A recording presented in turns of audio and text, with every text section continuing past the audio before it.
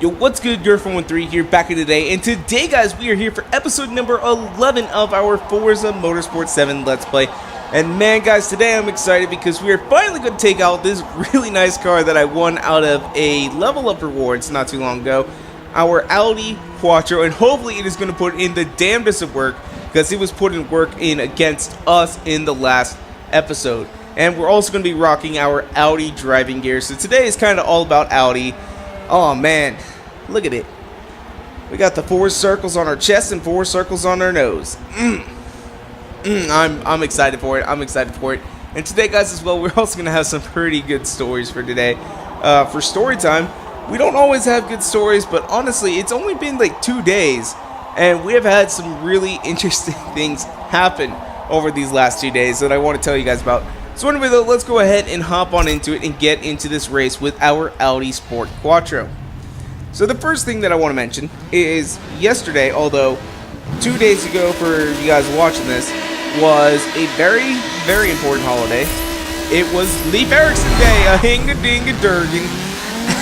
For those of you guys who don't know where that's actually from, it's from an episode of SpongeBob where basically they were celebrating Leif Erikson Day instead of like Columbus Day or any of those other holidays. Which honestly, Leif Erikson is probably the person who we'd rather be celebrating over freaking Columbus, because Leif Erikson actually is the one credited, I think, with discovering America as a Viking. I'm not entirely sure if it was him or if it was like some other Viking, but guys, it's Leif Erikson Day. A hinga-dinga-durgan. Also, it is Columbus Day as well, and to some people it is also Indigenous Peoples Day, because in some cities they do recognize that as the official holiday instead of Columbus due to some of the controversy surrounding him.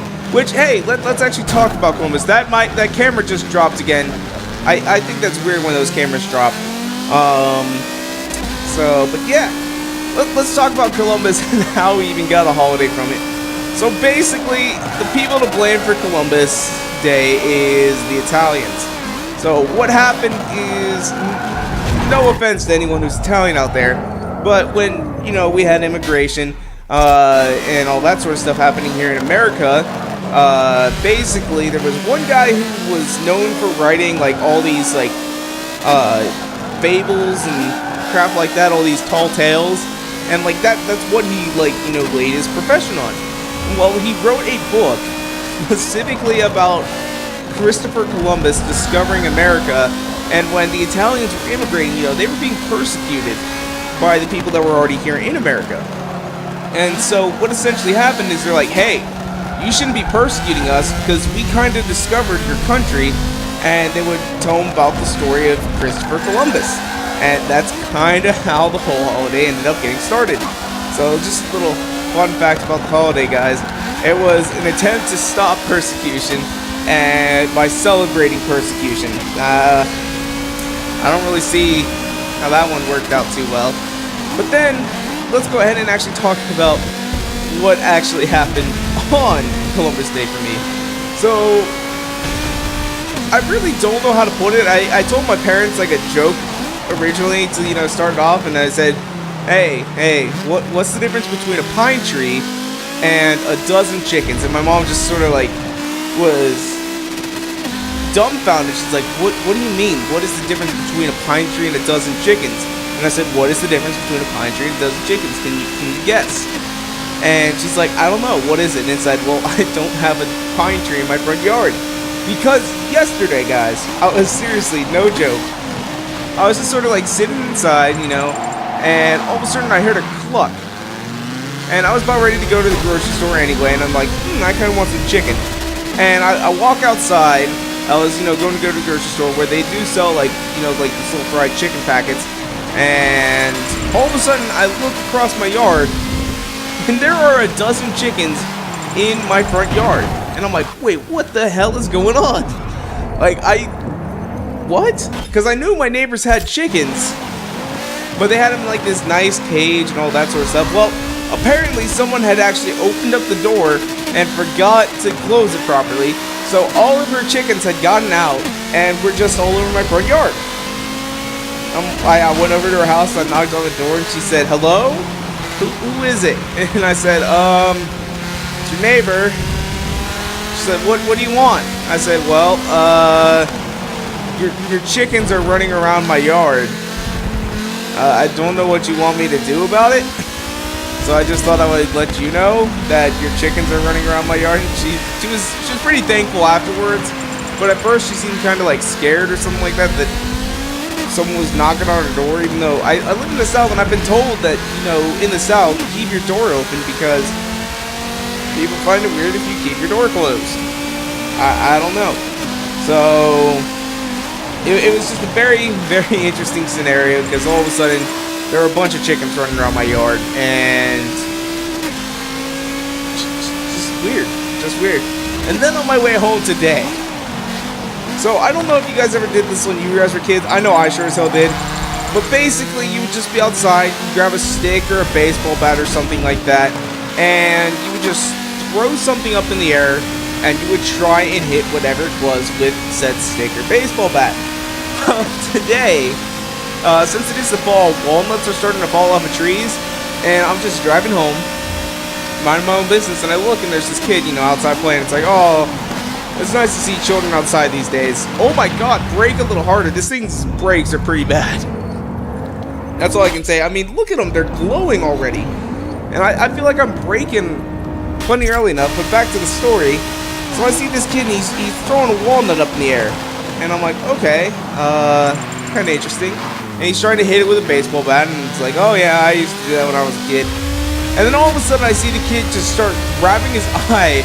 And like he was screaming because he just threw the walnut up in the air, watched it fall straight onto his face. And I know, guys, I probably should have done something. I mean, he was at his house though, and his parents were there.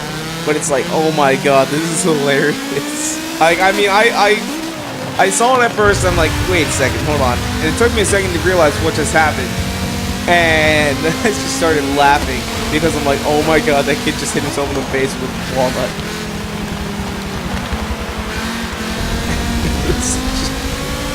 Oh god, guys, I'm a monster. I'm laughing at children hurting themselves. Oh god, it was funny at the time. So those are like 2 stories that I have for today. So yeah, there were chickens running around my front yard, and he smacked himself in the face with a walnut. Fun stuff. Fun stuff. So it looks like we're only going to pick up 7th place in this race. Because this Audi is not as good as I thought. I mean, it handles really nicely. And I'm sure we probably could have done better if it wasn't like, you know, focusing on the story and all that. Because we weren't really focused on the race. I was really focused on trying to make the story entertaining. And guys, those are true stories. No joke. I'm not even joking about the chickens in my front yard. I wish I had a picture to show you guys. But I didn't even think about that. And she had already got her chickens before I'm like, I should have taken a picture. Nobody's going to believe me. So, but my neighbor, she actually does have like this nice chicken coop.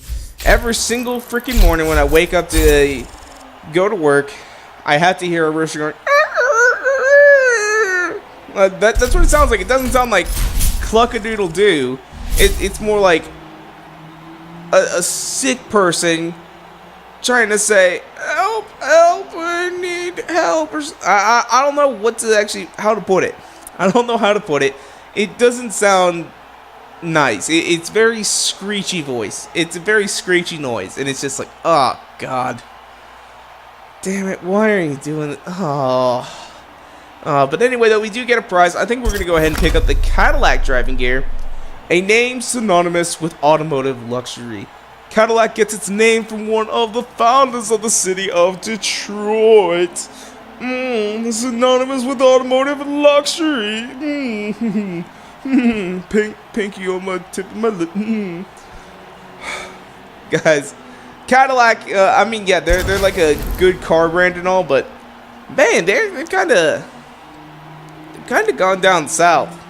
Or, well, they really started to go down south because people were basically like, Cadillacs are old people cars, and now they're still old people cars, but now they're like fast old people cars.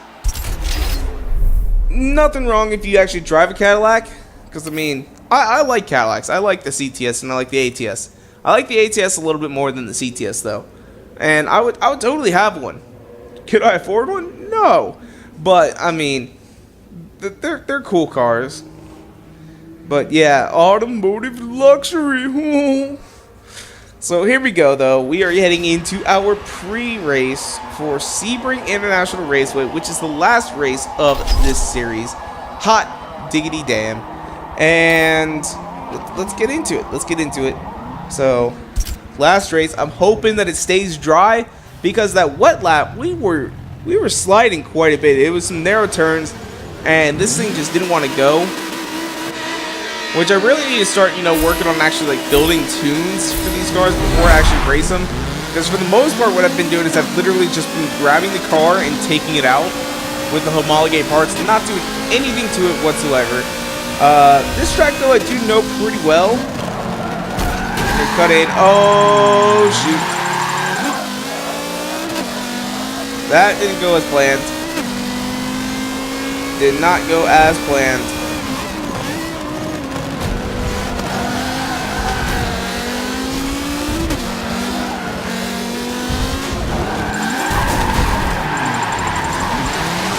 Need to do that. Well, we're in 11th. We gained one total position from where we were earlier. Alright, this turn, I hate this turn so much.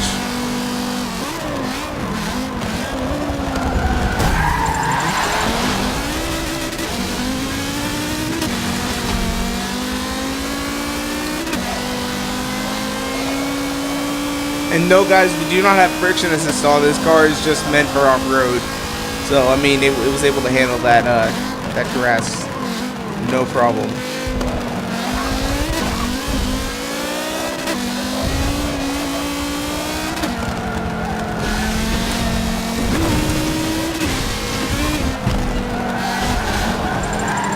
Oh God, come on, man. Why are you so bad? Why am I so bad? Like, I don't even consider myself all that bad, but man, I cannot get any better though on that freaking Rivals event. I don't know. I think I told you guys about this, right? So there's a Rivals event right now going on, where basically you gotta try and be a professional Indy champion, and he's got a good time. Like, he has now got his time in a Chevy Indy car down to a 144.9. He is now in the top 300 in the world, and the top 100 here in the States. And guys, I have just been getting annihilated by this dude. I can't get any faster.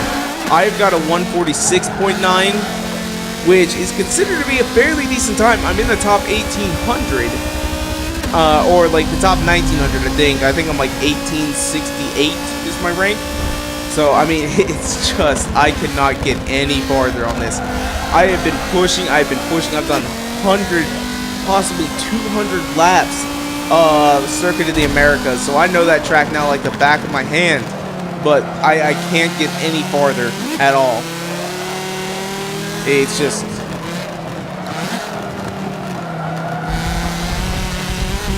It's bad. It's a bad situation. Alright, so we're in 10th place. Hot damn, we need to go.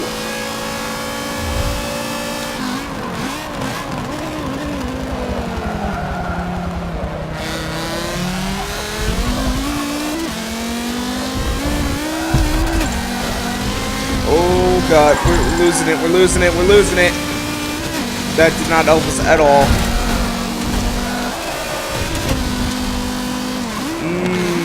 This isn't going to be good. This is not good at all. I thought this was supposed to be a good car. I almost wish we would have just brought our Lancia back. Sorted that up.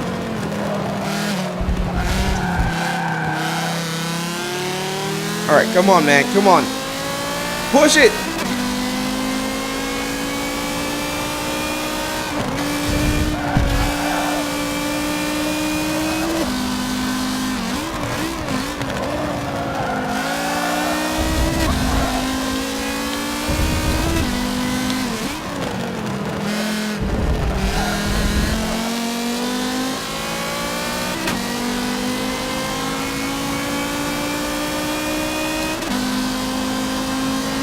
Although I will say this car is faster than our Lancia at top speed, because we're already like 15 miles per hour over the Lancia.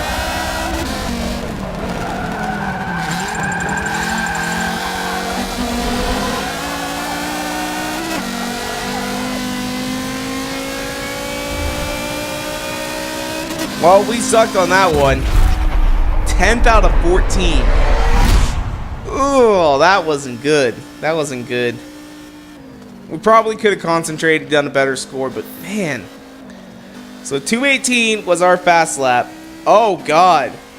Those RS200s, they're up there. The Audis were around 218, 219, so I was on par with them. But man, maybe we should have got one of those RS200s and brought one of those out instead of bringing out the number 2 Audi. Because actually, they dominated. They dominated. That's just plain and simple. First, second, third, fourth, all were RS200s. All of them dominated the race. Then we had the Audis, and then we had 2 Lancias, and then I'm just terrible. So, and then the rest were Lancias. So, but our lap time was on par with the other Audis, so I'm not too terribly disappointed. But man, those RS200s were kicking our ass. So there we go. Wait, I thought that was our last race.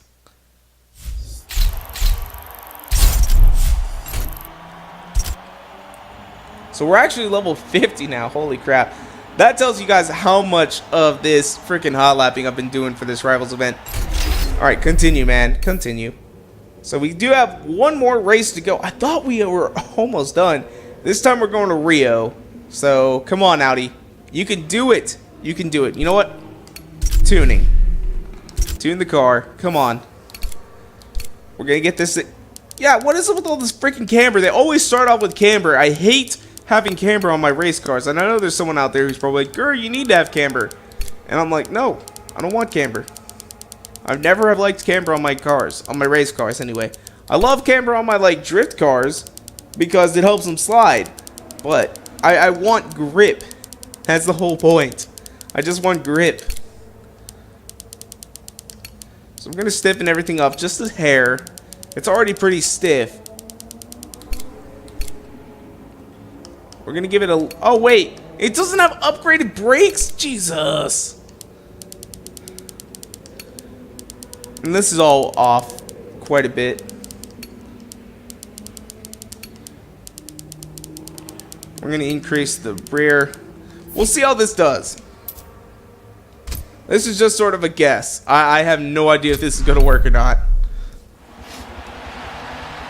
So but here we are. We're going to Rio de Janeiro, which I can't even remember if I've ever done the Rio race. Because I think Rio was introduced in Forza 6. And I only played Forza 6 for like a weekend when it was free. So anyway, though, let's go ahead and get this race started. Hot damn. Alright. Let's go, Audi. Let's go.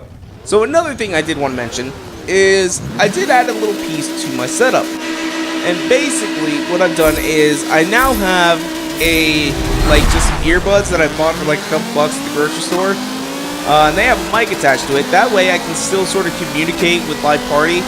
And I can get Xbox to go ahead and record it. Or not Xbox, the Elgato to go ahead and record party chat and my voice at the same time. So I'm pretty happy about that. So it means Live Parties will come back. Hopefully. Oh, that was a shortcut. We're drifting a little bit. Not good. Yeah, I definitely do not know anything about this Rio course.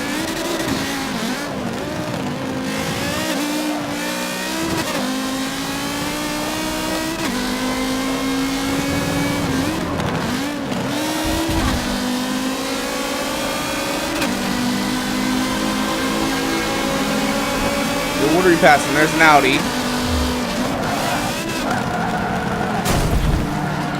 There's another Audi. Sorry.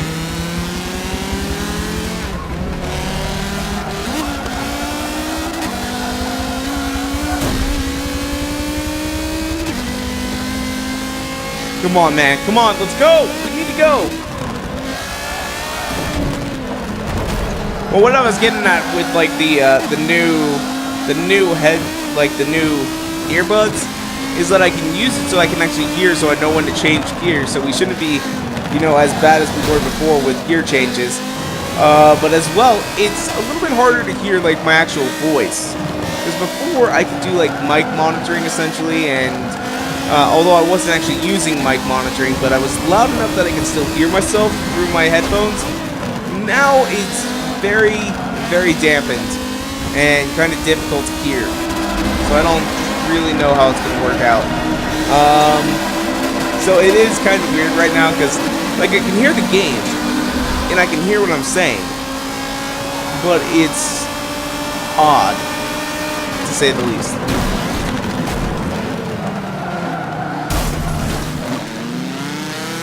So we crashed on accident. We're still in 5th place, so that's pretty good. Or actually, we gained into 5th place.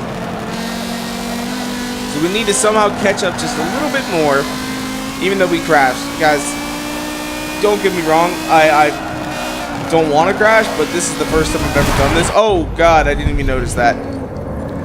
Oh, that was bad. That was really bad. I'm like, yeah, I've never even done this before, crashing into a wall immediately after saying that. Question is though, do we have enough time to actually catch the RS200s? That is my question.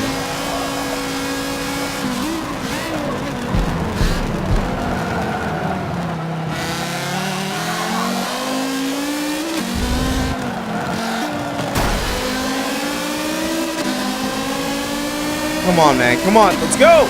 Let's catch them.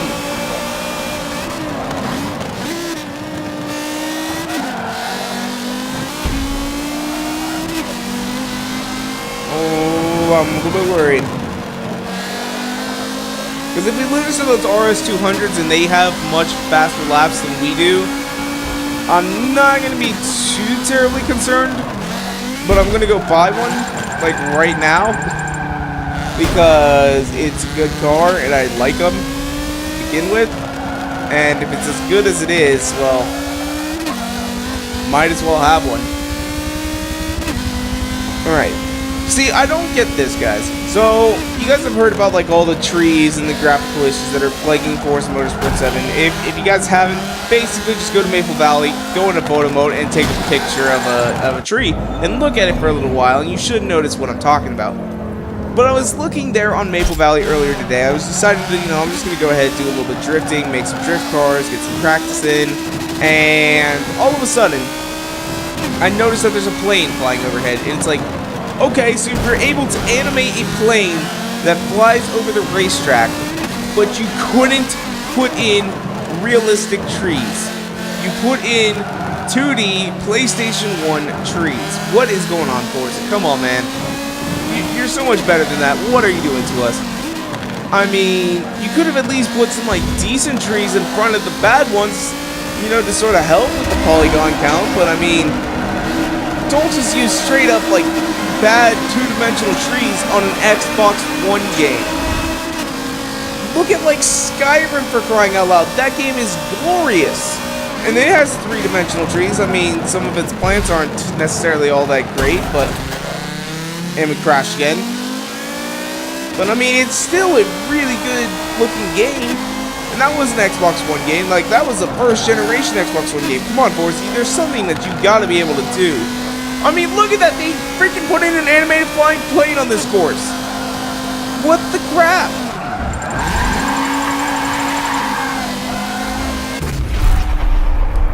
I'm sorry. It's just something I've been thinking about. Like, man, come on. You could have done so much more. You could have done so much more.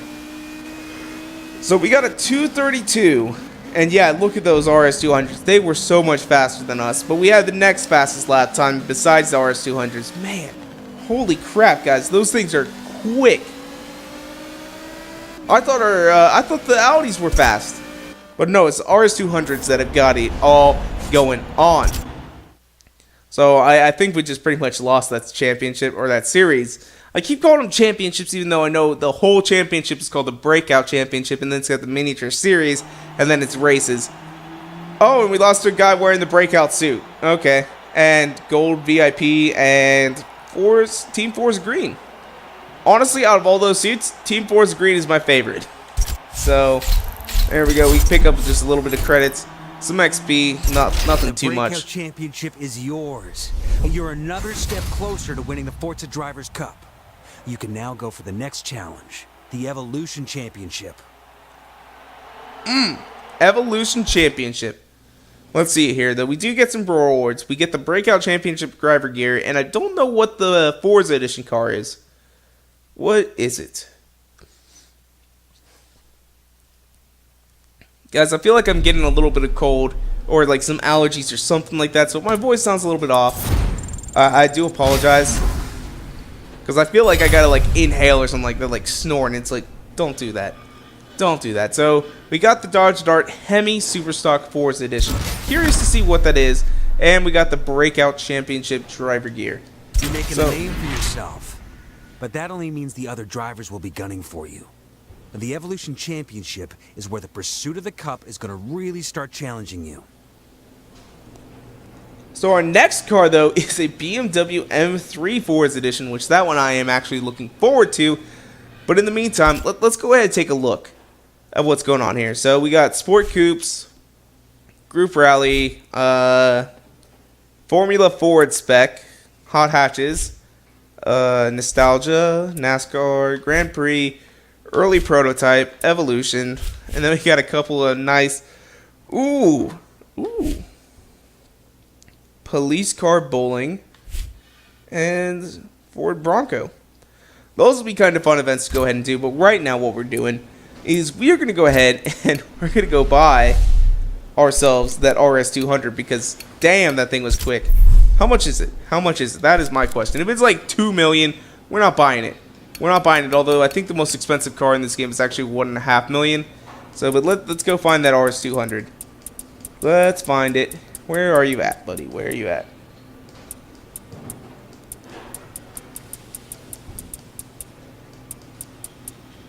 Wait a second. Is it a specialty car? So what you're saying is that I can't even get the car. Hold on.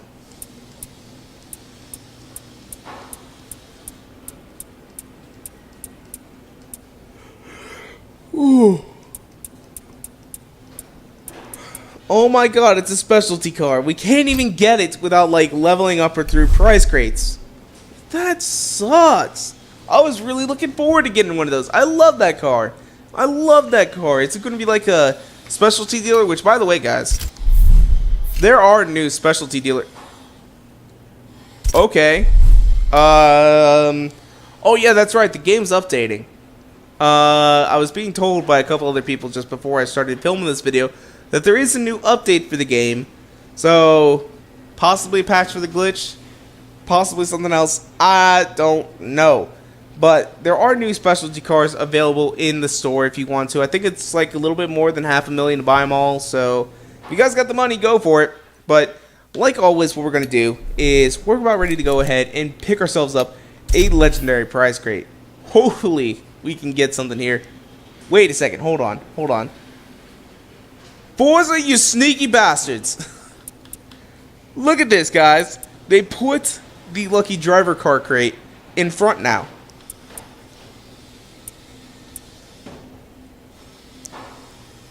You know what? Let's buy this one, and we'll buy this one. We're going to do two today. Because I feel like Forza, maybe they're trying to tell us something. Maybe they're trying to say, buy this legendary driver gear crate, and you'll get good luck. You know, just buy it. Just buy it. So, let's go ahead and do it. Oh, this is depressing. If we get something good, we'll still buy that other one, but come on, big money, man.